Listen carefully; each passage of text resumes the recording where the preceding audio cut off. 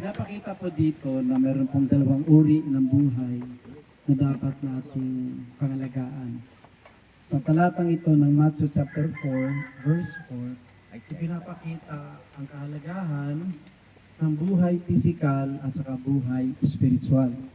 Sa buhay pisikal, kailangan nating pakainin ng tinapay, kanin, isda, karne upang tayo ay lumakas at mabuhay. Sa buhay spiritual naman, kailangan natin ng salita ng Diyos na siyang pagkain ng ating kaluluwa. Yan po sinasabi ng Biblia na hindi lamang sa tinapay nabubuhay ang tao, kundi sa bawat salita ng Diyos na namumutawi sa kanyang bibig. Kailangan po ng dalawang parte ng ating katawan ng parehong lakas. No? Yung physical na lakas kailangan natin upang tayo ay patuloy na hanap buhay, makapagtrabaho, makapagnegosyo, at makapanatiling malusog habang nabubuhay sa daigdig na ito.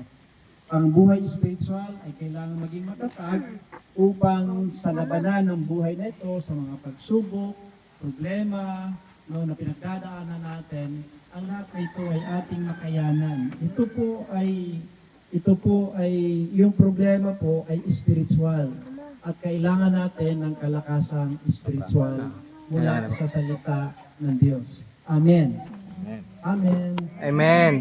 Ito mo yung mga tao pag wala ka sa Panginoon, pag wala ka sa Panginoon, pagdating ng gipit sa patalim na kumakapit.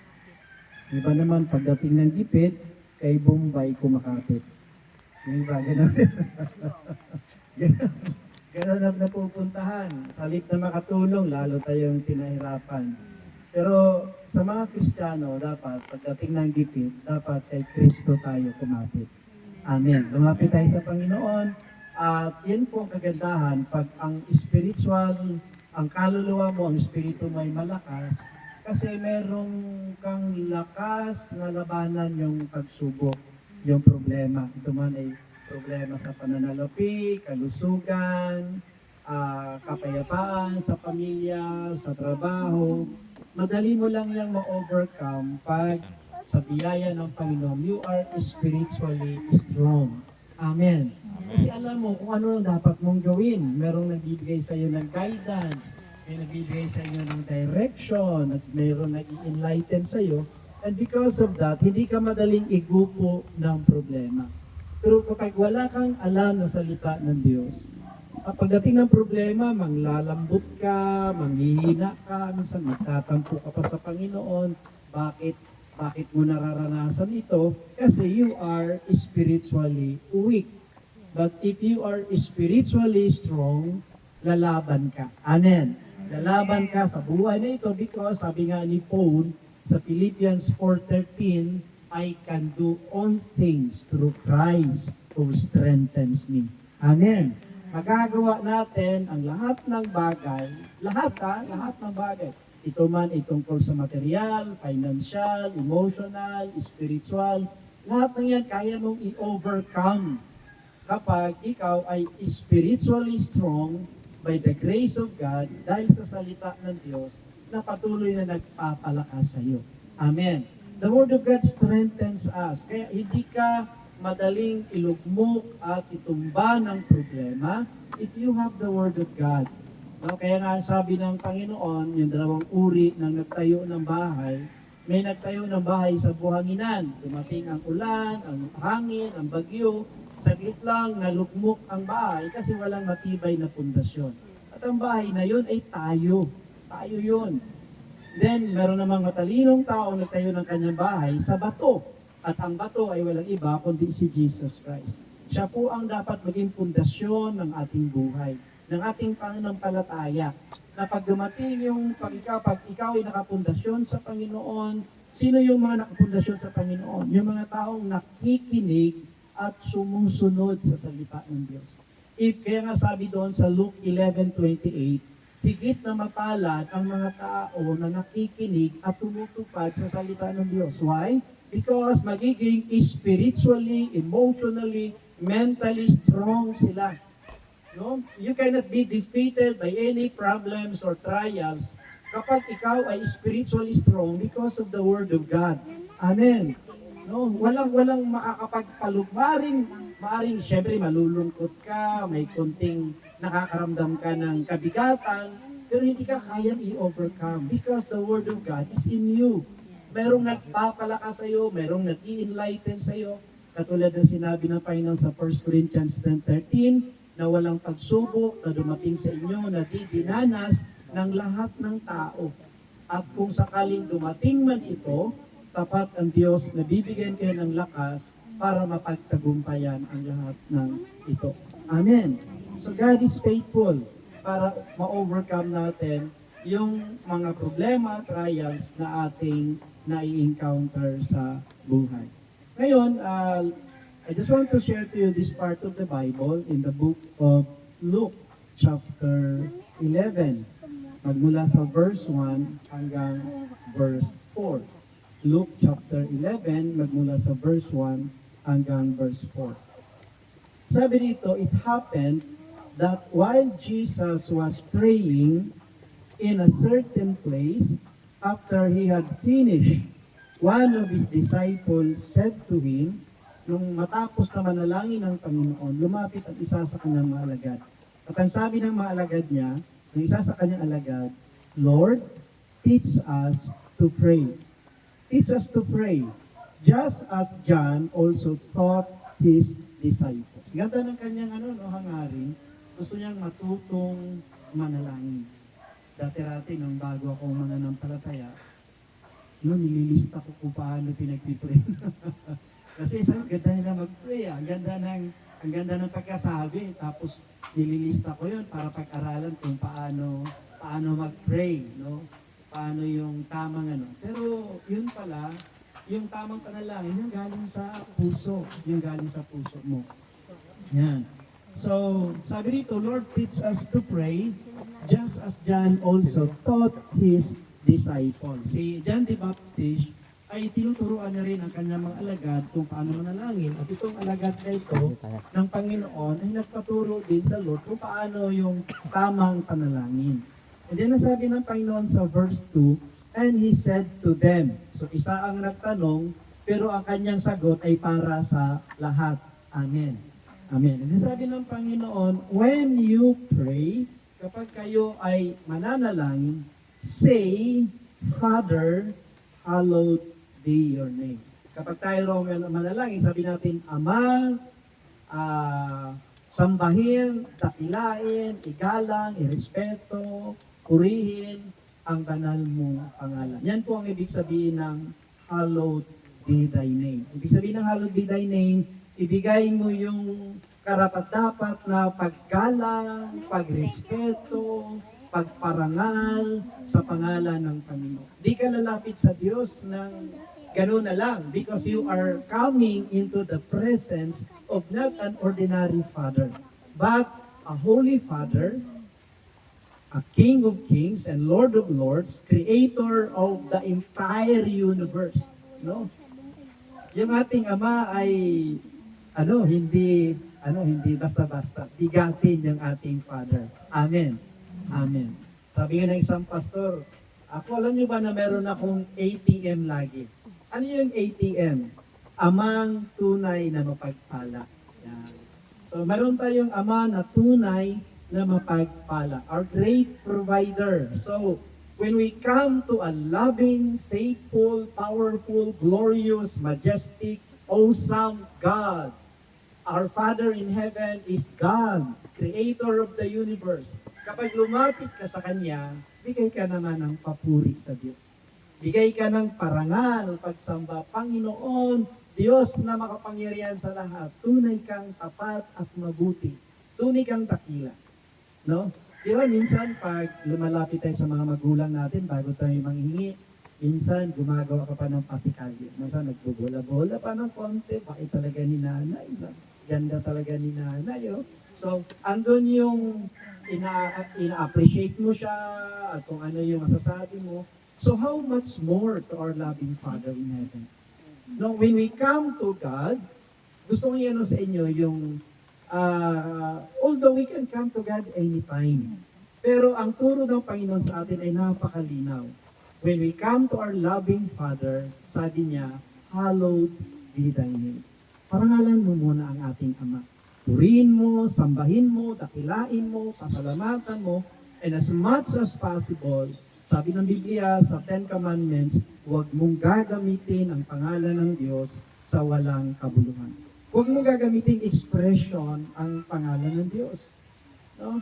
Sana wala na pong gumagamit sa atin ng Diyos ko day, Diyos ko dong, Diyos ko naman, ano ba yan? Don't do that. Because God is holy.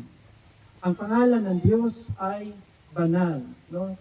So igalang natin, irespeto natin ang ating Amang nasa langit. Pag lumapit tayo sa Kanya, give Him the praise He deserves. Give Him the honor He deserves. Thank Him for all the good things that God has done in your life. You know what? Si Lord ay mabuti sa atin, hindi lang every Sunday. God is good to us, hindi lang every Monday. God is good to us 24/7. Sa loob ng 24 na oras sa kada araw, never God leaves you nor forsake you. Hindi ka iniiwan ng Panginoon, hindi ka pinababayaan ng Panginoon, and the Lord God is blessing us every day in every way possible. Sa lahat ng aspeto ng buhay natin, spiritually, materially, physically, emotionally, sa lahat ng bagay na kailangan natin, the Lord is our provider. Anyway, our topic this morning is about understanding the Lord's Prayer. Itong turo na ito, ang title nito is the Lord's Prayer. Pero dapat maintindihan natin that this is just a pattern. It is not the prayer itself. Pattern ito kung paano tayo dapat manalangin. So, paano tayo manalangin? Meron tayong Ama sa langit na dapat lapitan. When we pray, hindi tayo nananalangin sa puno, sa kahoy, sa anuman. Nananalangin tayo sa Diyos na ating Ama sa langit. Amen. We pray to God. We come to the Father in heaven who owns everything, na may-ari ng lahat ng bagay. Sabi nga doon sa Jeremiah 32:27, behold, I am the Lord, the God of all flesh. Is there anything too hard for me? Ako ang Diyos na may gawa ng lahat ng tao. Mayroon bang bagay na mahirap sa Diyos? Ha?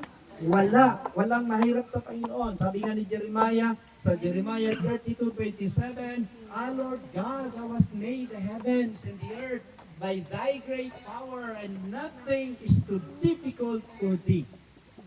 Ikaw ang Diyos na may gawa ng langit, ng lupa, ng karagatan, at lahat ng naroon, at walang bagay na mahirap sa iyo. Pwede ba sabihin natin, walang bagay na mahirap sa Diyos?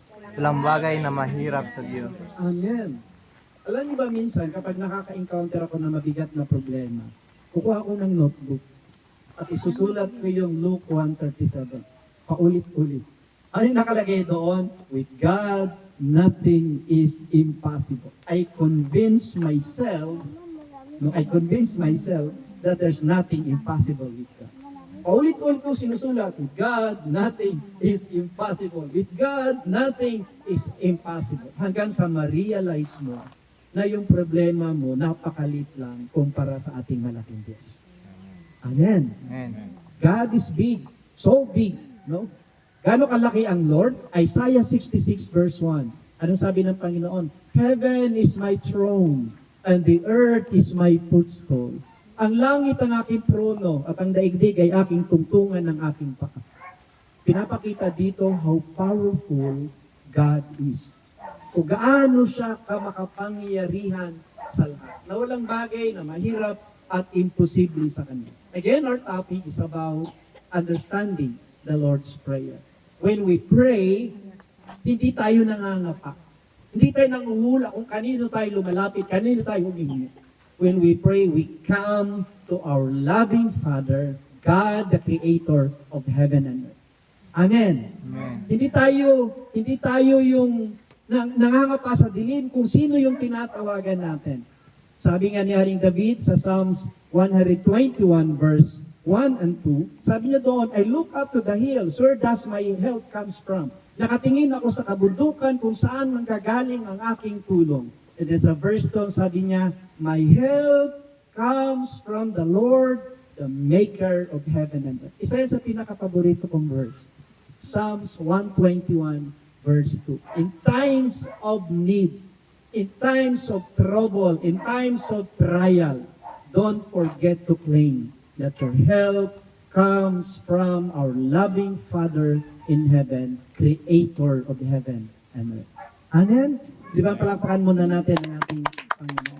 We have a God. Meron tayong Diyos na totoo, buhay, at makapangyarihan sa lahat. And He is our Father. Pinapakita dito na mayroon tayong kaugnayan sa Kanya. Na mayroon tayong relasyon sa Kanya. At paano ka nagkaroon ng relasyon sa Ama?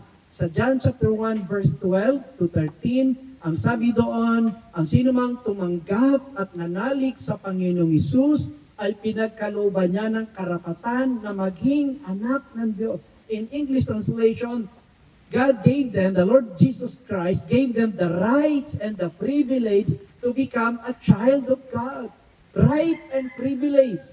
And then, paano sila naging anak ng Diyos? Sa verse 13, ang sabi doon, sila nga'y naging anak ng Diyos, hindi dahil sa pita ng laman o sa kagagawa ng tao, kundi mula sa Diyos. It is God na siyang gumawa, siyang kumilos, siya ang namagitan upang ikaw ay maisilang sa kaharian ng Panginoon. Ikaw ay maipanganak na muli spiritually through God.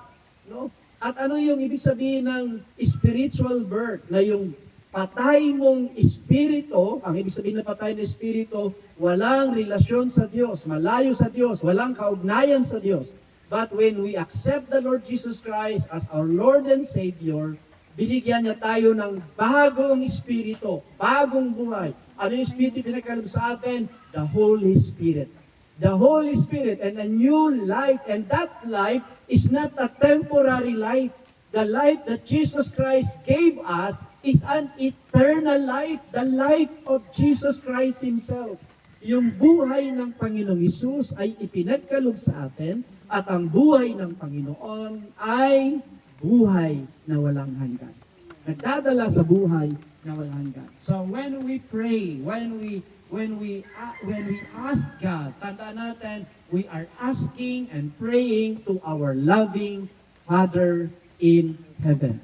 In Hebrews chapter 4 verse 16, anong sabi doon? Lumapit tayo sa trono ng kahabagan ng Diyos sapagkat doon ay kakamtan natin ang kanyang habag at kalinga sa panahong kailangan natin ito. That is, sinasabi sa Hebrews chapter 4 verse 16, na kapag tayo ay manalangin, come into His throne, the throne of our loving Father in heaven, who is God and the King of kings and Lord of lords, Creator of heaven and earth. Yan ang sabi sa Hebrews 4:16. Let us then approach God's throne of grace with confidence. Ibig sabihin, bakit tayo may kumpiyansa? Kasi you are a child. Amen. Hindi ka lang creation, hindi ka lang lingkod ng Diyos. Ikaw ay anak ng Diyos. Ibig sabihin natin sa iyong katabi, ikaw ay anak ng Diyos. Ikaw ay anak ng Diyos. Ikaw ay anak ng Diyos. And as a child of God, you can ask your Father in heaven. Amen. Amen. Hallelujah. Naalala ko nung sa probinsya, di ba, sino sa inyo may mga ninong-ninang? Sa probinsya, noon way back 1960s, 1970s, 1980s, lagi kong inaabangan yung ninong ko. Kasi bawat amin ko, may kaakibat na barya. Bawat amin may kaakibat na barya. Kaya tuwa-tuwa ako pag nakita ko yung ninong ko eh. Kasi pag nakita ko yung ninong ko, pag amin niyan, kasunod niyan, dukot sa bulsa at merong ibinibigay. Ganyan sa probinsya, pag umamin ka sa sa ninong at saka sa ninang. Dito sa parang wala. Parang wala na ata yun, Wala na. Ha? Ito yung Pasko lang, ito yung Pasko. Pero sa probinsya, ganyan eh. Pag umamin ka sa ninong, ninang, merong kasunod yun. Lalo pag may dala siya. Pero ganun talaga. Now, kung ang tao ay nagagawang magbigay ng mabuting bagay, kapag ikaw ay nagpakita ng respeto sa kanila, paggalang sa kanila, ano pa kaya yung ating Ama sa langit? When we come to the Father, doon sa kanyang trono ng biyaya, Uuwi ka ba na luhaan? Aalis ka ba sa trono niya na empty-handed? No. Papayag ba si Lord na sa tuwing papasok ka sa kanyang trono, aalis kang walang dala-dala? I think it is not possible. Hindi papayag si Lord na sa tuwing pupunta ka sa kanyang trono, na aalis kang luhaan. Na aalis kang walang dala-dala. Tandaan mo, ang Diyos at Ama natin sa langit, siya ang may-ari ng lahat ng bagay. Buksan natin sa Psalms 24, verse 1. Psalms 24, verse 1. Awit 24:1. English. Okay lang din ng English. Yan. Para makita po natin kung sino si Lord. Yan, sa Tagalog. Ang buong daigdig at ang lahat ng naroon ay ang may-ari si Yahweh o Panginoon, si Lord. Yahweh is the Hebrew word for Lord. And the Greek word for Lord is Jehovah. Yan. So, si Yahweh o Panginoon o sa Bicol ay Kagurangnan. May taga-Bicol ba sa inyo? Sa Bisaya ay Ginoo. Ginoo sa Bisaya. So, si Yahweh na ating Panginoon, siya ang may-ari ng buong mundo. No? Siya kaya nga, pag nag-pray tayo, we can ask God, Lord, kayo naman may-ari ng lahat ng bagay. Kayo po magpo-provide sa amin ng place para malaking lugar na para kami ay sama-samang makasamba at makapag-invite ng marami upang ikaw ay aming masamba, mapapurihan, mapasalamatan at maparangalan. Amen. Amen. Ang kailangan lang ay patuloy tayong manalangin. Kasi sabi nga sa Matthew 7, verse 7. Sige, buksan natin Matthew 7, 7 hanggang 11. Matthew 7, 7 hanggang 11. Matthew, okay. Matthew 7, 7. Keep on asking and you will receive what you asked for. Keep on seeking and you will find. Keep on knocking and the door will be open to you. Sa verse 8, for everyone, sino man, na humihingi, ay ano raw? Tumatanggap. Pag humihingi ka raw, ikaw ay tumatanggap. Everyone who seeks ay nakikita, nakakita. And to everyone who knocks, the door will be open. Sa verse 9, you parents, if your children ask for a loaf of bread, do you give them a stone instead? And, or if they ask for a fish, do you give them a snake? Of course not. And verse 11, so if you sinful people know how to give good gifts to your children, how much more will your heavenly Father give good gifts to those who ask Him? Maliwanag po na kapag humingi ka sa Diyos, hindi ka uuwing luhaan. Hindi ka uuwing walang dala-dala. Every time we come into the throne of God, laging ang Diyos ay mayroong blessing. In every way possible, God bless us. When we come into His presence, God bless us. Amen. Amen. Pero naman palapakan muna natin ang Panginoon. Amen. So, alam niyo ba, may kasabihan, a prayerful Christian is a powerful Christian. But a prayerless Christian is what? Is a powerless Christian. Gusto nyong mag-grow, lumakas, tumatag, tumibay sa pananampalataya, kailangan nyong i-cultivate ang inyong prayer life.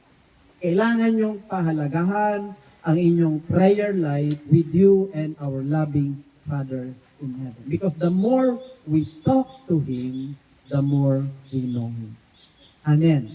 The more, di ba yung tao, makikilala mo siya kapag lagi kayong nag-iusap. Amen.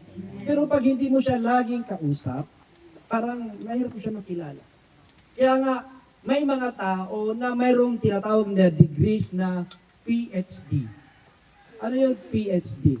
Sabi ng isang instructor, puro hangin at PhD raw yun. puro hangin ang dala. So malalaman mo yung taong puro hangin ang dala kasi ano lang wala naman talaga, no? Puro kwento lang, walang. Pero yung you will know a person by way of your communication with that person. Amen.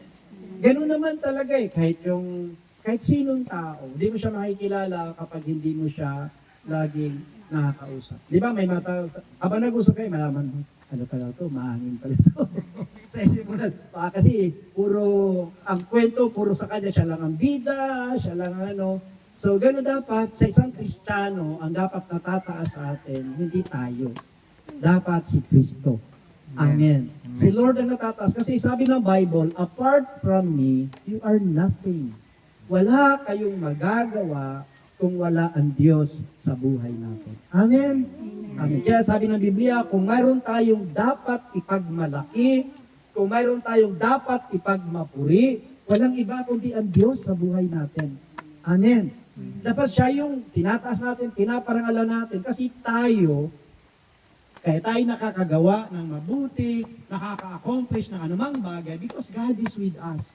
Siya ang tumutulong sa atin. In John chapter 3, verse 27. Sige, John chapter 3, verse 27. John 3:27. John replied. Si John the Baptist po ito. No one, sabi ni John the Baptist, no one can receive anything unless God gave it from heaven.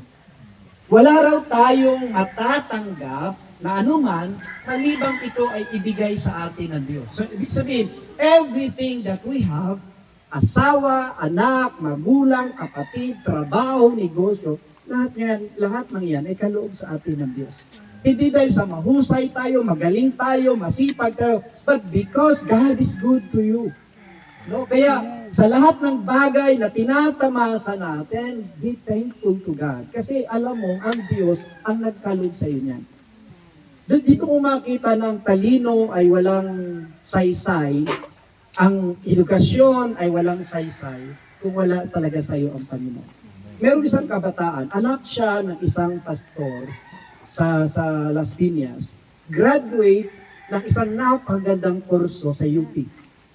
Alam niyo ba, pag nag-apply ka ngayon, isa sa tinitingnan, pag nag-apply ka, yung eskwelahan na pinanggalingan mo.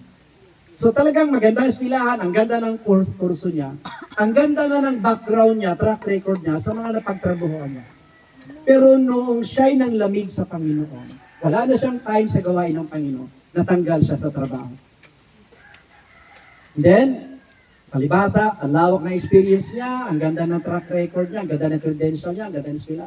Pasa siya ng resume sa iba't ibang malalaking kumpanya, pero puro pangako lang sinasabi sa kanyang, tatawagan ka na lang namin. Nagtataka siya, ang ganda ng pinag-aralan, ang ganda ng experience niya, pero walang kumpanya na tumatawag sa kanya para doon siya magtrabaho. Until one time, na-realize ng nanay niya na hindi to literal, hindi to labanang physical.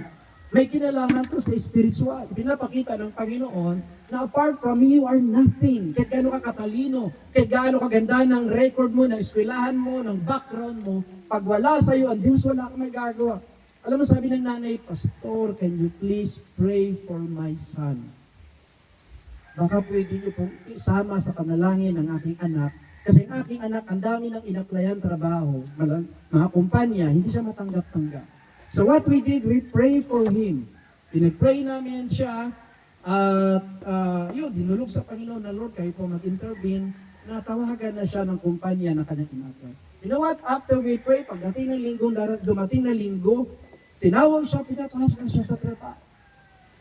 Pinapakita ito ng Diyos na kahit gaano ka kagaling, kapag wala sa Lord, wala kang magagawa. Amen. Kasi iba hindi, ano lang yan, diskarte lang yan, sa ano lang yan, para-paraan lang yan. No. We need God. Kailangan natin ng Panginoon sa buhay na ito. Amen? Amen. So, another one, merong isang mag-asawa, anak ng isang kapatiran, si Brother Nick, taga Martinville. Mag-asawa, ang lalaki ay doktor. Ang babae ay medical practitioner din. Pero for more than 5 years na sila na walang anak. Walang anak. So, doktor siya, doktor yung yung lalaki, pareho silang nasa medical lahat ng kaparaanan ng medisina ginawa nila para magbuntis yung babae. Pero hindi siya nagbubuntis. Namatay noon yung kanyang tatay, si Brother Nick. Kung namatay si Brother Nick, nakaburol sa Pilipinas, sa may Las Piñas, nakausap ko yung mag-asawa. Yun, inano nila, na matagal na silang walang anak, at lahat ng gamot, lahat ng kaparaanan, ng sensya, ginawa na nila, and yet hindi nagbubuntis yung babae. Then sabi ko sa mag-asawa, you have done everything sa abot ng mga kaya nyo, and yet wala pa rin nangyayari. Sabi ko, why not come to the Lord? Why not trust the Lord? If you mind, I could offer you a prayer. I can pray for you. And let's ask God na mag-intervene o gumawa ng miracle sa inyong buhay. And you know what? I pray for them that night, silang mag-asawa, they humble themselves in the presence of the Lord. And you know, nalaman ko na lang, pagdating ng isang buwan, buntis na yung babae. Ngayon, siguro baka dalaga na yung bata. Dalaga o binata. Mga kapatid, sabi ng Biblia, John 15:5, apart from me, you are nothing.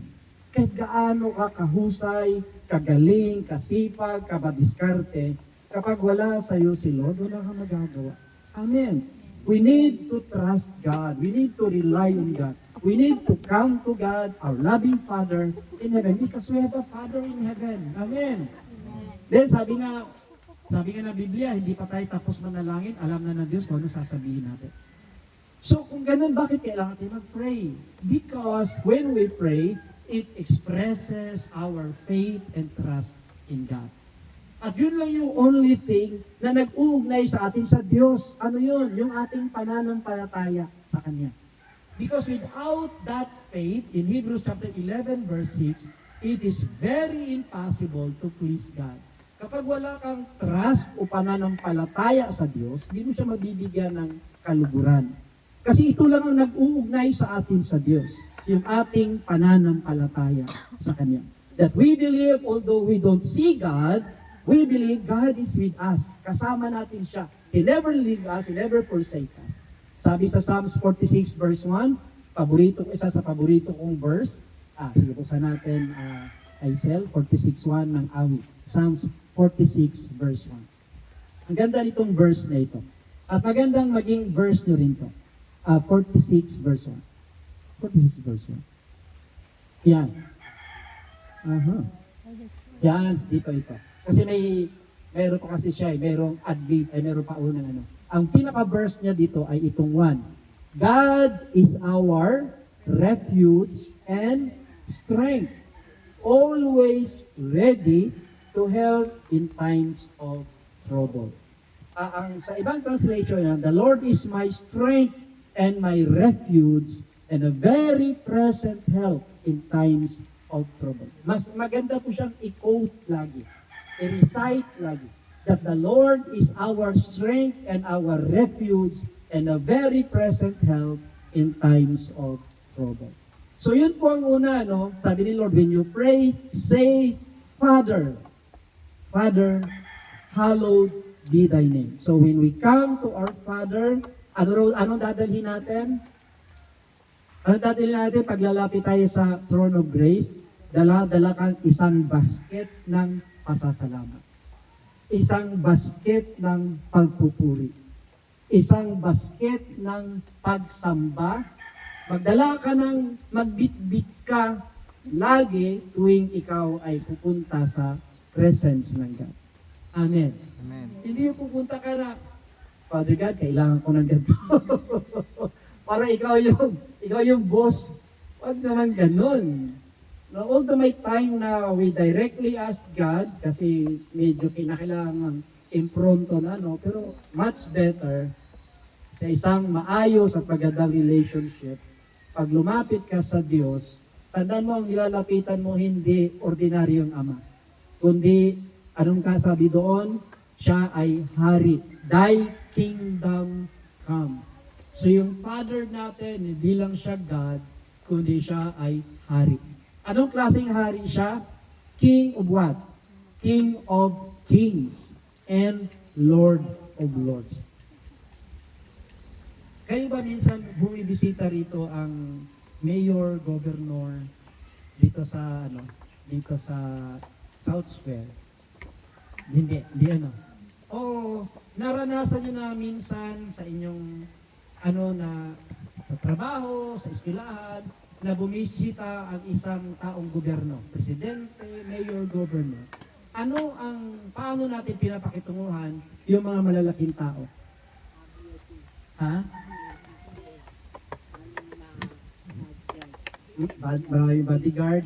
On our part, paano tayo nakikitungo? Halimbawa, sasabihin ni mayor na lang, kahit huwag na lang governor. Next week, Monday, pupunta ko sa bahay mo. Wow. Ano preparation na gagawin mo pag pupunta si mayor sa bahay? Maghahanda ng pagkain. Maghahanda ng pagkain. Ano pa? Maglinis ng bahay. Maglilinis na gusto. Todo linis. Baka hindi lang linis, baka mamimintura ka pa. General ko. O general cleaning. General cleaning, mamimintura ka. At ano isusuot mo? Magandang. Pinakamagandang damit. At lahat ng mga bata, bibihisan mo. Bibihisan natin ang mga bata. At lahat ng Kung may aso at pusa, kukulong mo na yan. Kukulong mo na yan. I-organize mo lahat. Kasi may bisita ka, mayor. So, ganun ang pinapakita nating respeto sa isang ordinaryong taong gobyerno. Mayor o governor. Imagine yung Diyos na pinaglilingkuran natin. He's more than a mayor, a governor. He's more than a president. He owns everything. Pati buhay natin, lahat ng nasa atin, siya ang may-ari. In the book of James, chapter 1, verse 17, James 1:17. Santiago 1:17. Ang lahat ng mabuti at ganap na kaloob ay buhat sa Diyos. Lahat ng mabuti at ganap na kaloob ay buhat sa Diyos mula sa Ama na lumikha ng mga tanglaw sa kalangitan. Hindi siya nagbabago o nagpapakita ng bahagya mang pagbabago. Lahat daw ng mabuti na ganap na kaloob na regalong tinatanggap natin mula ito sa Diyos. No, mula sa Kanya na nagkaloob ng buhay natin, lakas natin, kalusugan natin, at ngayon ay dadalaw sa tahanan natin. Dadalaw sa tahanan natin. So, kapag sinabi nila, si anak, dadalaw ako sa bahay mo, dapat lahat ng pinaka-the best na preparation, ginagawa natin. Amen. Okay. Meron akong isang narinig na testimony ng isang mangangaral ng Panginoon, isang foreigner na mangangaral, na meron daw isang Kristiyano na naginip sa kanyang panaginip, nakatira siya sa isang malaking bahay na 2 palapag. Sa unang palapag may 5 silid, sa pangalawang palapag may 5 silid. Then, isang haping gabi, may kumatok sa kanyang pintuan. Pagbukas niya, sa panaginip pagbukas niya ng pinto, nakita niya si Lord. Si Lord dumalaw sa bahay niya. Ngayon, sabi ng Panginoon, pwede bang pumasok? Sabi niya ng Panginoon, tuloy po kayo. Tuloy pinapasok niya ang Panginoon. At sabi niya, Lord, itong malaking kwarto na ito, dito ka Panginoon, sa iyo ito Panginoon.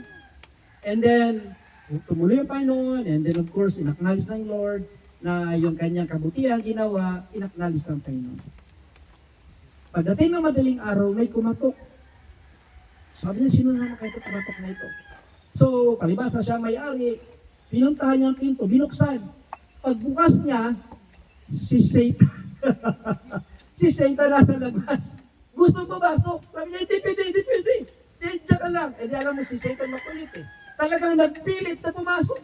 Nagrambulan sila doon sa pinto dahil ayaw niyang papasukin hanggang sa halos mag-umaga, nung magbubukang liwayway na, naitulak na palabas, naisarado niya ang pinto. Pero pinawisan siya ng grabe. So pagkatapos na maisara niya, pinuntahan niya si Lord. Sabi niya, Lord, hindi mo ba narinig na nagkaroon ng komosyon sa pinto at si Satan gusto pumasok sa aking bahay? Sabi niya, bakit Lord, di mo man lang ako tinulungan? Di sabi na tayo sa kanya, anak, alalahanin mo, bisita mo lang ako sa tahanan na ito. Ay, ganun ba? Sige Lord, mula ngayon, yung 5 kwarto sa baba, yun na. Akin na lang yung sa taas. Yan. Yung 5 sa taas, sa baba, yun na. And then, sa sunod na gabi, pagdating ng madaling araw, may kumatok na naman.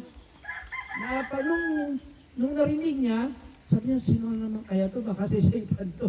Pagbukas niya ng pinto, si Satan nga. Nung isasara niya, ipinasok ni Satan yung paa niya doon sa pinto para hindi na isara. Nagpambuno na naman sila hanggang sa nung magbubukang liwayway, sa kanya na isara. So, takbo na naman siya sa Panginoon. Sabi niya, Lord, hindi mo ba narinig yung komosyon? Andito naman si Satan, gusto pumasok sa bahay. Di sabi na Panginoon sa kanya, anak, alalahanin mo na ako ay bisita mo lang sa tahanan na ito.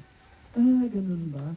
O sige Lord, simula sa araw na ito, yung kwarto sa taas at saka kwarto sa baba, iyon na. Itong bahay na ito, Lord, iyon na. Ito na yung susi. Sa iyo na ito, Panginoon. No? Ikaw na may-ari ng bahay na ito. So pagdating ng sunod na gabi, may kumakatok na naman. Ngayon nung tatayo siya, naalala niya, hindi na pala ako may-ari ng bahay. Si Lord ang may-ari ng bahay. So hindi na siya tumuloy sa pinto. Then nakita niya ang Panginoon naglalakad, papunta ng pinto. At ang ginawa ng Panginoon pagdating sa pinto, kasi si Lord na may-ari eh.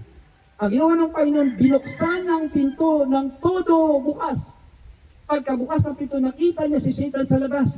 And then nung makita ni Satan si Lord sa loob, sabi ni Satan, ay, Lord, ikaw pala, sorry, wrong number. Hindi na siya tumuloy kasi ang may-ari ng bahay ay si Jesus na. Sino na ang may-ari ng inyong buhay? Si Lord na ba ang may-ari ng ating buhay? Amen. Siya na ba ang may control ng ating buhay? Amen. So, kung si Lord na ang may-ari ng buhay natin, i-entrust natin everything that we do. We entrust our life, our family. We ask God, sabi nga ng Proverbs chapter 3, 5, and 6, trust in the Lord with all your heart and lean not on your own understanding. In all your ways, acknowledge Him and He will direct your path. Amen? Amen. So, tandaan natin, sabi na Panginoon, when you pray, say, Father. Una, lumapit tayo sa Ama. Pangalawa, pag lumapit tayo, anong dadalhin natin? Anong dadalhin natin? Faith. May bit-bit tayong papuri, may bit-bit tayong pasasalamat, may bit-bit tayong parangal. Amen. Paano tayo nagpupuri? Purihin ka, Panginoon. Sabi sa aklat ng awit, from the rising of the sun till the setting of the same, the Lord's name is worthy to be praised. In Psalms 150 verse 6, yan. Psalms 150 verse 6. Anong sabi doon? Awit 150 verse 6. Purihin si Yahweh, lahat ng nilalang, purihin si Yahweh. Sa English, yan. Let everything, let everything that breath sing praises to the Lord. Praise the Lord. Lahat daw ng may hininga ay dapat magpuri sa Panginoon. So dapat tayo ay laging nagdadala ng papuri sa Panginoon. Amen. Amen. Kaya nga ang manok, baga pa lang nagpupuri na sa Panginoon, di ba? Madaling araw pa lang, anong sinasabi ng manok? Praise the Lord! Sa umaga, madaling araw pa lang, praise the Lord! Sasagutin naman ng baka, Amen. yung mga hayop, marunong magpuri, marunong sumamba sa Panginoon.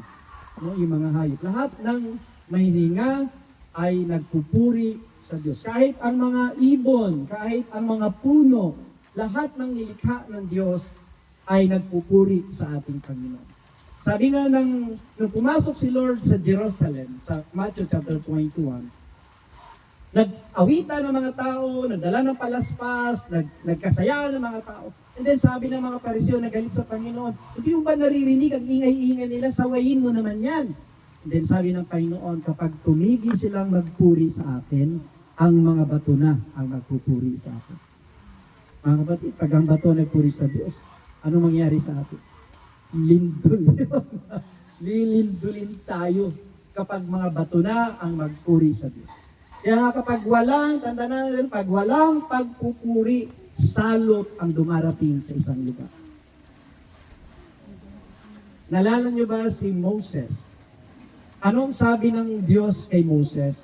Pakisabi mo kay Paraon, let my people go, that they may worship me.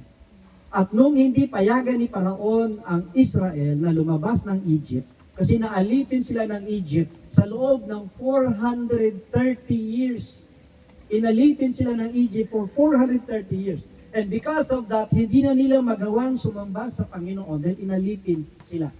So, dahil hindi pinayagan ni Paraon na sumamba sa Diyos ang Israel, anong nangyari sa buong Egypt? Napuno ng palaka, napuno ng langaw, napuno ng balang, napuno ng lahat ng uri ng salot.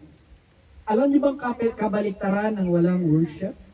Curse, flag, tagtuyo, taghirap, gutom at kahirapan ang kaakibat kapag walang pagsamba na ginagawa sa Diyos. At yan ang nangyari sa Egypt because they don't worship God and they don't allow worship of God sa pagsamba sa Diyos, napuno sila ng salot. Pero noong sila ang Israel, katulad sa panahon ni Haring Ahab, nung ang Israel ay sumamba na kay Baal at kay Asherah, napuno sila ng taggutom, tagtuyo. Subalit, nung manumbalik sa Diyos ang Israel, saka bumuhos ang ulan. Alam niyo ba ang kaakibat ng worship? Blessing. Amen.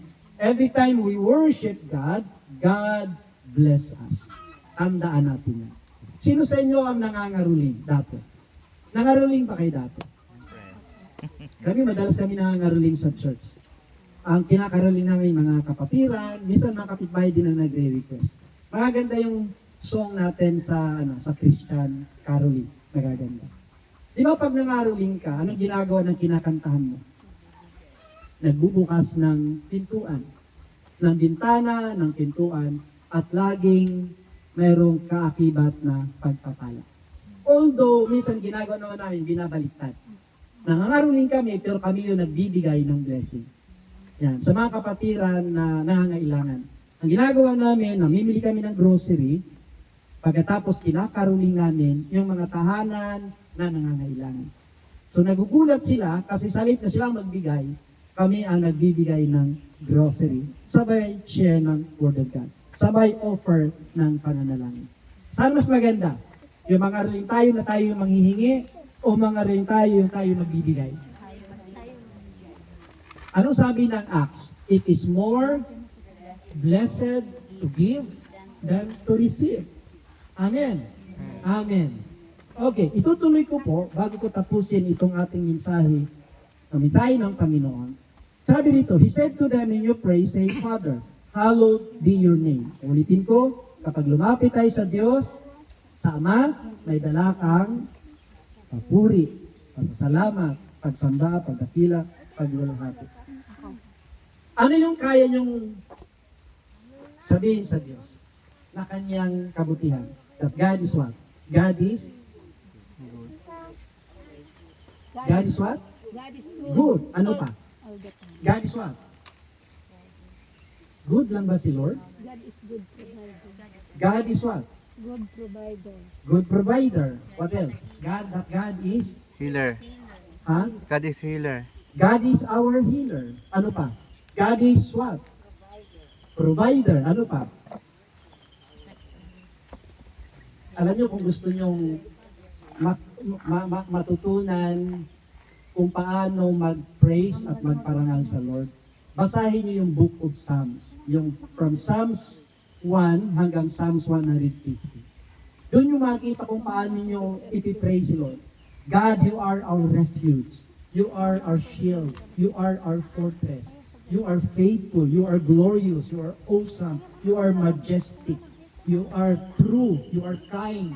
You are gracious. You are merciful. Amen. So lahat ng magagandang katangian ay pwede mong ibigay sa Panginoon. Lord, thank you for your faithfulness. Thank you for your kindness. Thank you for your goodness. Thank you, Lord, for your faithfulness, for your mercy, for your grace upon our life. Marami kang pwedeng ibigay na parangal at papuri sa Panginoon. You have never leave us. You have never forsaken us. You are so good to us. You are our great provider, our great comforter, our Prince of Peace, our loving Father, our counselor, our guide. Amen. Amen. Amen. So, I encourage you to read the book of Psalms. Kasi si David, halos hindi man lahat ng Psalms ay kay David. Pero majority ng book of Psalms ay puro awit ni David. Try reading that Psalms at makita nyo kung paano pinarangalan, pinuri, sinamba, dinakila ni David ang ating Panginoon. At yan yung dahilan kung bakit si David ay tinuring na God's apple. No? Yung apple of his eye. Napakalapit sa puso ng Diyos. Mayroong tatlong great king sa Israel. No, tatlong hari, na dakilang hari ng Israel. Yung Israel, nabuo pa ang 12 tribes of Israel. Kasi na-divide ang Israel. Nung buo pa ang 12 tribes of Israel, tatlo lang ang naging great king. But the greatest of the three kings is David. Ang unang naging great king ng Israel ay si King Saul. Naging great king siya gamit ang kanyang might, ang kanyang lakas, kasi siya, napakatangkad at napakalaking tao at pinaglingkuran niya ang Diyos ng kanyang lakas. Pangalawang naging great king ng Israel ay si David. Pinaglingkuran niya si Lord ng buong puso at katapatan. At pangatlong naging great king ng Israel ay si Solomon. Pinaglingkuran niya ang Diyos ng kanyang talino. But doon sa tatlong hari, ang considered na greatest king ay si David. Si David sapagkat pinaglingkuran niya ang Diyos ng buong puso at ng buong katapatan. Amen. At halos lahat ng kanyang awit, inilaan niya, ino-offer niya para sa ating Panginoon. So grabe yung kanyang uhaw at katapatan. Siya yung may awit ng, as the deer panted for the water, so my soul longeth after you. Sa Psalms 42 verse 1. Tingnan natin, sa Psalms 42 verse 1. Grabe yung kauhawan ni David sa salita ng Diyos. As the deer pants for the water, kung paanong ang usa ay nauuhaw sa tubig. So, ganun din ang aking kaluluwa ay nauuhaw sa iyo, Panginoon. Nauuhaw si David lagi sa presensya ng Diyos. So, ito po ang itinuro sa atin ng Panginoon. When we come to God, honor God, hallowed be thy name, at i-consider natin na yung ating Father ay King of Kings and Lord of Lords. Ibig sabihin, ng King of Kings, siya ay nagro-rule at nagre-reign, namumuno at naghahari. Saan siya namumuno? Sa earth lang ba? No. Sa entire creation. He is the King of Kings and Lord of Lords of the entire universe. Siya yung Diyos na may-ari ng lahat ng bagay, makagagawa ng lahat ng bagay, and there's nothing impossible with Him. Kaya, pag lumapit ka sa Kanya, huwag mong ilimit ang God. Amen? Huwag mong ilimit ang Diyos. Amen. And then, ang sabi dito sa verse 3, give us each day our daily bread. Alam nyo ba, meron akong ipapakita sa inyong kapahayagan dito. So, sabi dito, give us this day our daily bread. And then, sa verse 4, and forgive us our sins, for we ourselves also forgive everyone who is indebted to us, who sinned against us. And then, tuloy pa rin sa last part, and lead us not into temptation. Ano yung pinapakita dito? Before we can request for God's provision, before we can request for God to sanctify us, before we can request for God to protect us, ang unang dapat natin gawin, worship Him. Amen. Sambahin mo muna ang Diyos, sambahin muna natin ang ating Ama, purihin natin, pasalamatan at dakilain, and after doing that, then present your request to God. Sa mga kingdom, di ba, sa mga kaharian, yung mga pelikula, yung mga hari-hari, di ba pag may lumapit sa hari, anong sinasabi nila? Mabuhay ang mahal na hari. Tapos nagbabow down sila, at kadalasan sa kanila, lagi may daladalang handog. Inahandog sa hari. At yung ating Diyos is not an ordinary king. He is the King of kings and Lord of lords. When we come to Him, honor Him. Humble yourself before the Lord. In James chapter 4, verse 10. James chapter 4, verse 10. Yan. Santiago 4:10. Humble yourself in the sight of the Lord. At anong gagawin ng Panginoon pag nagpakababa ka sa harapan ng Panginoon? And He will lift you up. Itataas ka ng Panginoon kapag nagpakababa ka sa harapan ng Diyos. Amen. So, mga kapatid, right after coming to our Father in heaven and worshiping Him, then present your needs. Saka mo sabihin sa Panginoon, ano ang kailangan mo? Ano ang kahilingan? It's not wrong. Hindi masama at hindi mali na sabihin mo sa Diyos ang iyong problema, ang iyong pangangailangan. In Philippians chapter 4, verse 6. Philippians chapter 4, verse 6. Ano sabi sa Philippians 4, verse 6? Be anxious, sa Tagalog sa anxious ay huwag mabalisa sa anumang bagay, but in everything, by prayer and supplication, with thanksgiving, let your request be made known to God.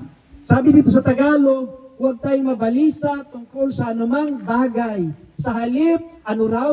Tingin natin sa Diyos ang ano raw? Ang lahat ng inyong kailangan. Pag sinabing lahat ng kailangan, may limit? May limit ba sa pera lang? Sa physical, sa emotional? Kundi everything that we need. Lahat ng inyong kailangan sa pamamagitan ng panalangin. Anong klaseng panalangin? Pasasalamat. Anong klaseng panalangin ang dadalhin natin sa Lord? Panalangin may pasasalamat. Yan. Alam niyo ba, ang prayer with thanksgiving, ito raw yung highest form of prayer. Ano yun? Yung sinabi sa Mark 11:24. Mark 11:24. Yan. Gawin nyo itong memory verse nyo to. Mark 11:24. Kaya't sinasabi ko sa inyo, ano uli? Anuman. May limit ba ang anuman? Wala. Anuman ang hingin ninyo sa inyong panalangin, ano ang kailangan ni Lord sa atin?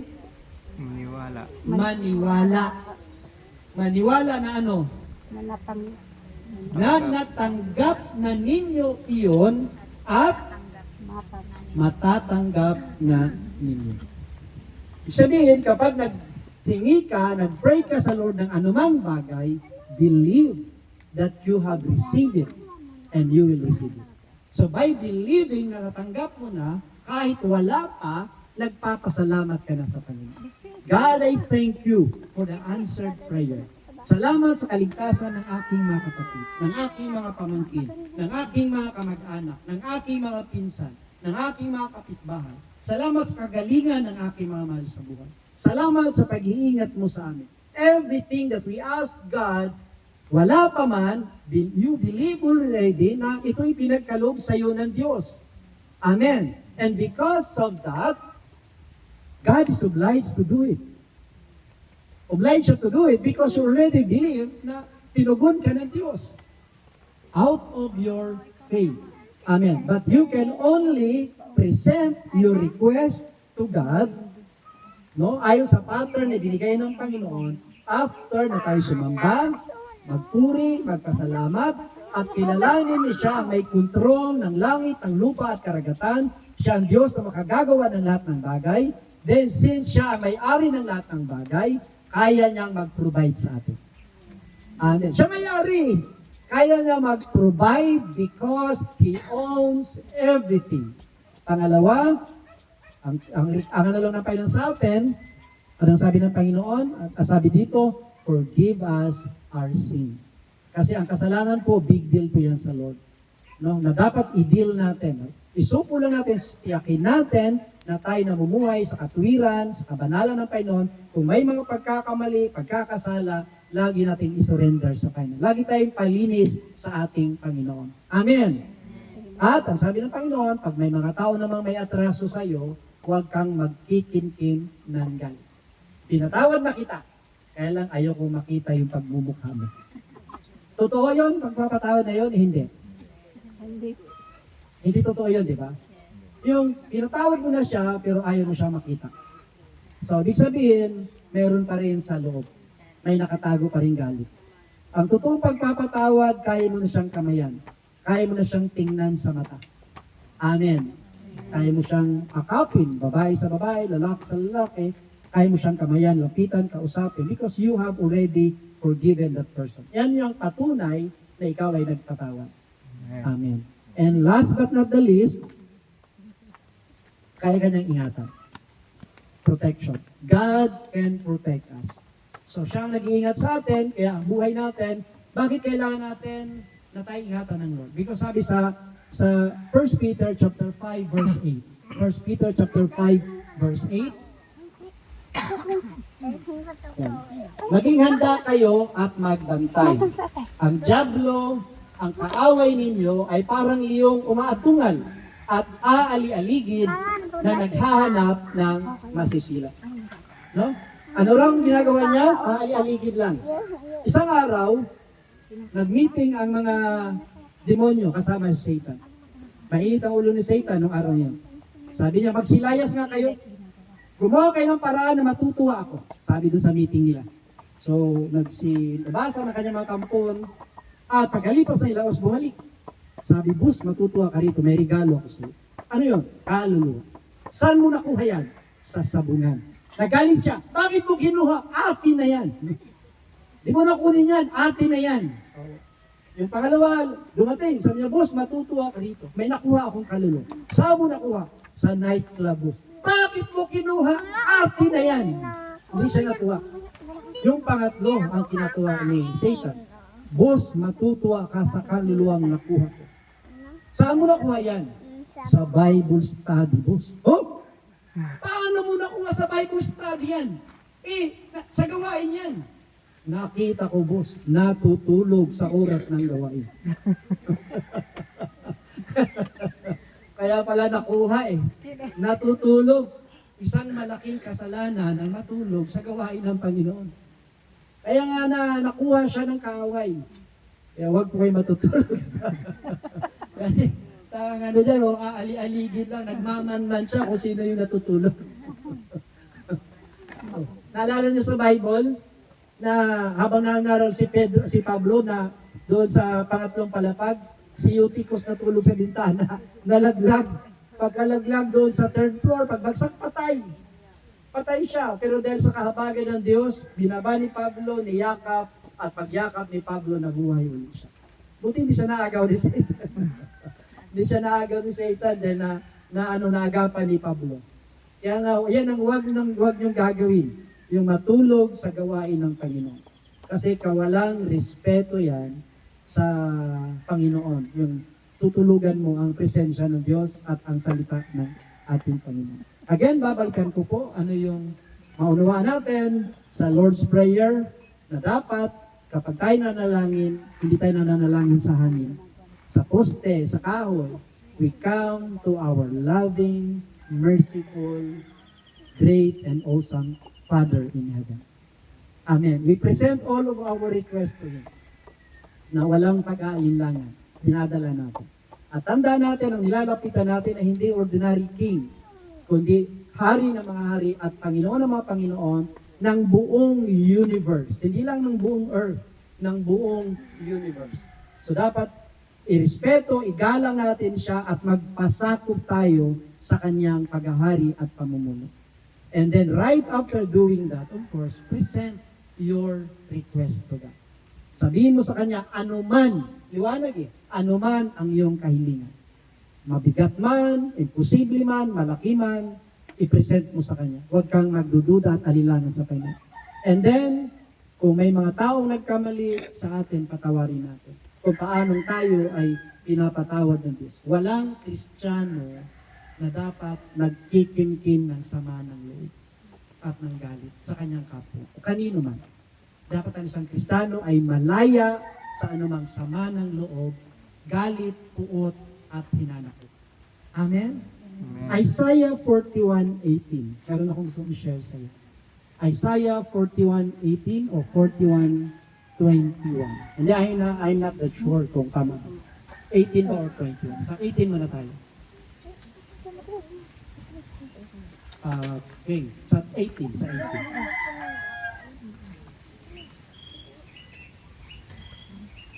Hmm, 41? Ay, no, parang hindi 41. 43 daw.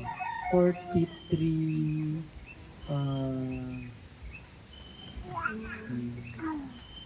kita naman yung 20. Sa 18. Maganda ang balo. Maganda ang balo. Bakit? Gawa sa dahon. Magkakaroon ng ilog sa tigang, ang masagal ng tubig. Okay. Basahin ko lang sa Bible pa. Mas madali ko siyang ma-recall sa Bible. Ano to sinasabi ng Panginoon na huwag na tayong tumingin sa nakaraan. Bago tayo magtapos, gusto ko lang i-share yung part na ito because I can feel na may mga past kayo na dapat ma-overcome. 43:18.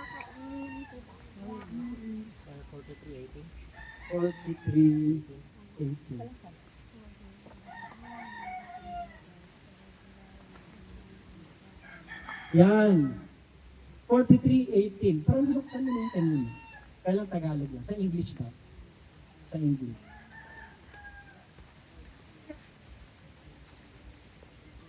Yan. But forget all that. It is nothing compared to what I am going. Tama ba? Do not call to mind sa ibang translation pala. Sa translation ito na binabasa ko, do not call to mind the former things or ponder things of the past. Yung mga bagay daw sa nakaraan, yung be free from your past. Yung mga bagay sa nakaraan ay, move forward. Pwede ba sabihin natin, move forward. Don't look back. Don't look back. So, move forward. Tingnan natin kung ano yung pinapagawa sa atin ng Diyos. Amen? So, move forward tayo sa pinapagawa ng Panginoon. And then, lahat ng mga negative feelings, emotions sa atin regarding sa kanino mang tao, i-release natin. Release love and forgiveness doon sa sino mang tao na maaaring nakagawa ng pagkakamali at pagkukulang sa atin. Amen. Tayo ay, ano yung pinanta natin kanina? Kaya ba natin kinanta yung binabago? Kanina. Ayun. Yung binabago mo ako araw-araw, binabago mo ako araw-araw. Tanda natin, 2 Corinthians 5:17. Last verse. 2 Corinthians 5:17.